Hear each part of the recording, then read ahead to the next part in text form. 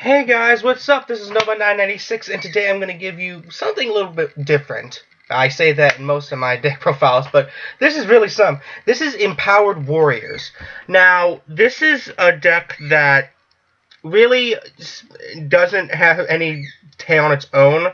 It's mainly just a rank 4 spam slash beatdown. But the OCG support that has just came out, I can't remember if it was Clash of Rebellion or Crossover Souls. I think it was Crossover Souls. It came out exclusively.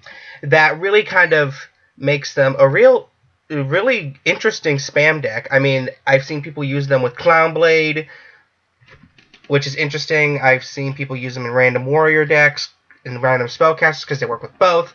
But anyway, so I'm going to just dive into it. So first we're playing 3 of Dragades. I think it's pronounced the Empowered Warrior. This is one of the pendulums. It has a pretty interesting pendulum effect where at the start of the damage step, if a monster control battles a face-up monster, you can discard 1 card and then half the attack of the opponent's monster. And even if this card leaves the field, that attack remains the same, which is pretty interesting.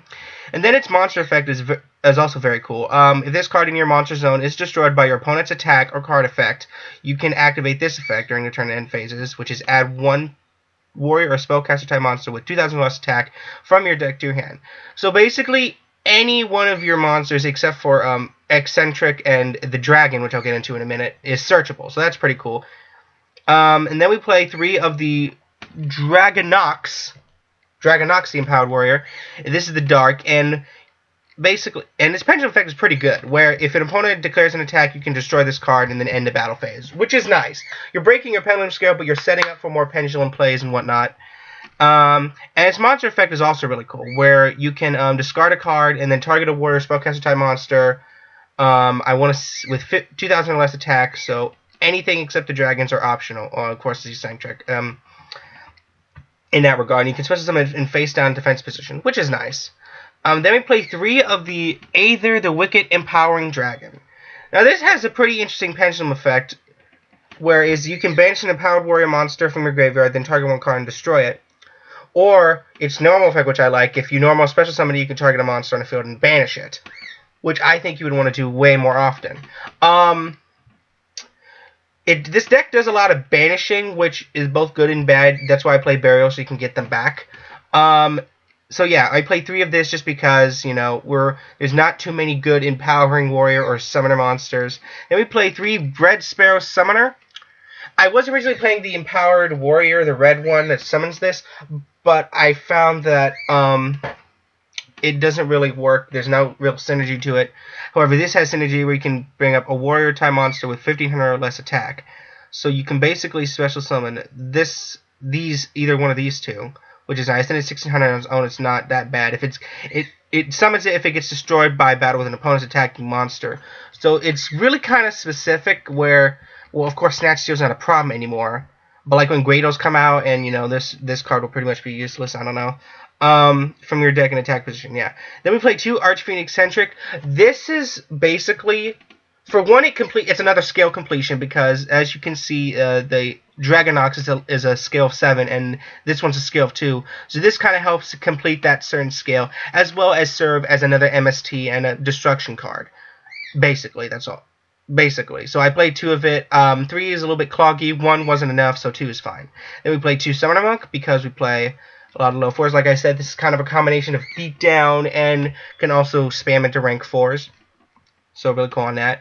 For the spells, we play 3 Empowering Armory. This is kind of one of the key cards to the deck.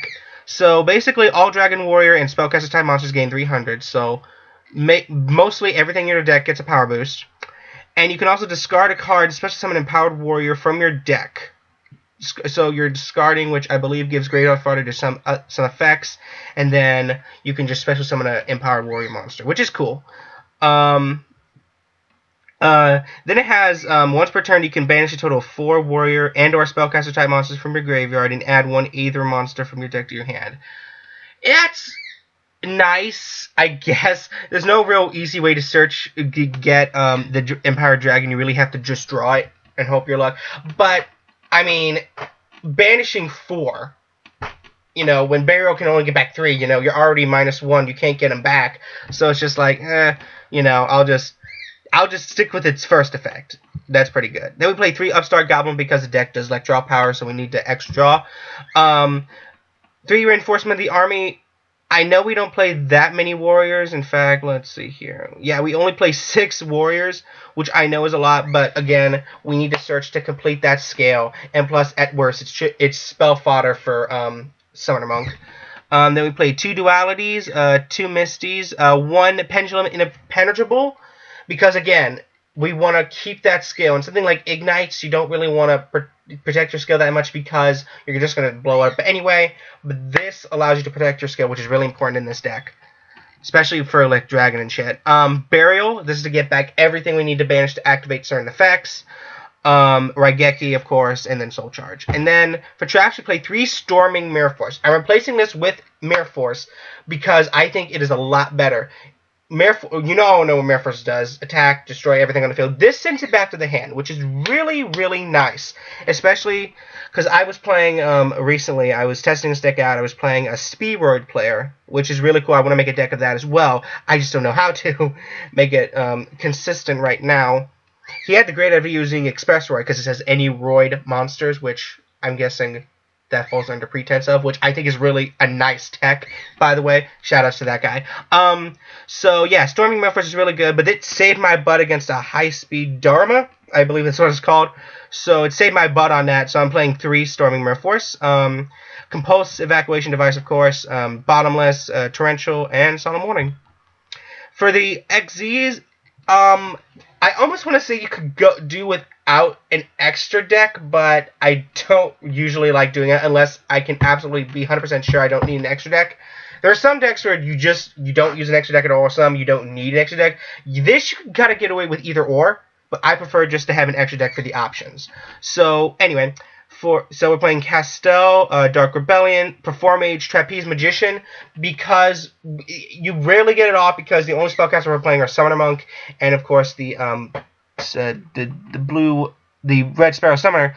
But if you can get it off, it's really cool because it basically protects you against all damage that's lower than its attack, which is 2,500. So anything lower than that, you're not taking any damage, which is really nice. Gaga Cowboy, Gaga Samurai. Don't have to explain, can attack twice. Heartline Draco for the extra push for damage. Rhapsody and Berserk to banish your opponent's shit. Number 86, Baroque Ass. I have no idea what that other name is, so fuck it. Again, kind of rarely get this off. I like to at least try to get 3 material on it. If I can get 4, which is very unlikely, but if I can, it's awesome. And 5 is just never going to happen. So I at least like to get 3. But yeah, just for that reason. Giant Hand, because it's Giant Hand. Abyss Dweller, Black Ship of Corn, Downer Magician again. We'll rarely get into it, but it's nice to have. Statelonite Deltaros, because they can just blow up shit. 101, and of course, Exiton. So yeah, guys, that is my Empowered Warrior deck profile. Please tell me what you guys think of it in the comments below. Like, dislike, the fact that you acknowledge my video makes me feel empowered. I found something clever to say. And it was really stupid. Oh, God. Why am I in this game? So, that's going to be it for me today, guys. I'll try to do some other interesting deck profiles. Like I said, I want to do Speedroid. Psyframe is very interesting. I want to try that. And there's also a Red Dragon Archfiend deck that's apparently a thing now. So, I want to try that out.